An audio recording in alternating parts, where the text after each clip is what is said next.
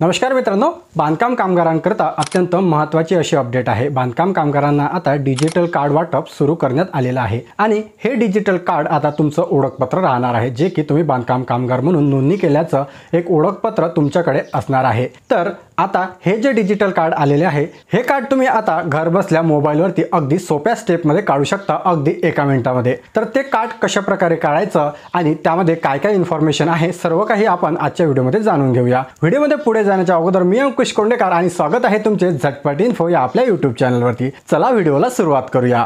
तर आता हे कार्ड मोबाईलवरती कशा प्रकारे डाउनलोड करायचं चला पाहूया। सर्वात पहिले तर तुम्हाला जायचं आहे गुगलवरती आणि गुगलवरती गेल्यानंतर तुम्हाला जर बांधकाम कामगाराची वेबसाईट माहिती नसेल तर तुम्ही तिथे डायरेक्टली टाकू शकता बांधकाम कामगार। त्यानंतर ही वेबसाईट तुम्हाला ओपन होईल। ही वेबसाईटचा ॲड्रेस तुम्हाला स्क्रीनवरती दिसत असेल, तर या वेबसाईटला तुम्हाला ओपन करायचे आहे। या वेबसाईटला ओपन केल्यानंतर अशा प्रकारचे बरेचसे मेनू तुम्हाला इथे दिसत असेल।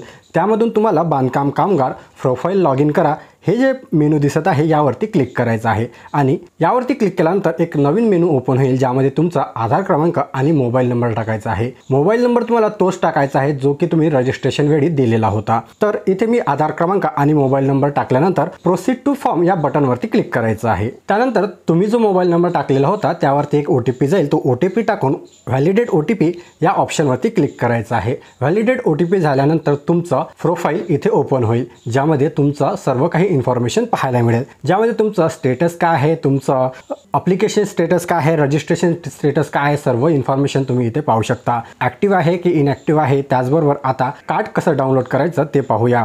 कार्ड डाउनलोड करण्याकरता तुम्हाला सर्वात खाली जायचं आहे। तिथे एक ऑप्शन दिसेल ई कार्ड नावाचं, तर या ई कार्ड नावाच्या ऑप्शनवरती आपल्याला क्लिक करायचं आहे। त्यानंतर तुमच्यासमोर एक आणखी नवीन ऑप्शन ओपन होईल, जिथे ई कार्ड रजिस्ट्रेशन प्रिंट अशा प्रकारचं ऑप्शन दिसेल, तर त्यावरती क्लिक करायचं आहे आणि त्यानंतर तुमचं जे कार्ड आहे ते इथे तुम्ही पाहू शकता। या कार्डमध्ये तुमचं सर्व काही इन्फॉर्मेशन दिलेले आहे। नोंदणी क्रमांक, त्यानंतर नोंदणीची तारीख, तुमचा मोबाईल नंबर आणि तुमचं केव्हापर्यंत हे कार्ड व्हॅलिड राहणार आहे, सर्व काही इन्फॉर्मेशन दिलेली आहे। त्यामध्ये तुम्हाला प्रिंट कार्ड नावाचं ऑप्शन दिसेल, त्यावरती क्लिक केल्यानंतर तुमच्यासमोर आणखी एक नवीन पेज ओपन होईल। जर तुमच्या मोबाईलमध्ये सेव्ह ॲज PDF नावाचं ऑप्शन येत नसेल तर तुम्ही याचा स्क्रीनशॉट घेऊन हे कार्ड जे आहे ते बनवून घेऊ शकता, किंवा डायरेक्टली जर सेव्ह ॲजचं ऑप्शन तुमच्या मोबाईलमध्ये आलं तर तुम्ही याला सेव्ह म्हणून करू शकता, जे की PDF फाईलमध्ये सेव्ह होणार आहे। त्यानंतर हे फाईल सेव्ह झाल्यानंतर तुम्ही तुमच्या जवळपासच्या नेट कॅफे किंवा ज्यांच्याकडे प्रिंटर आहे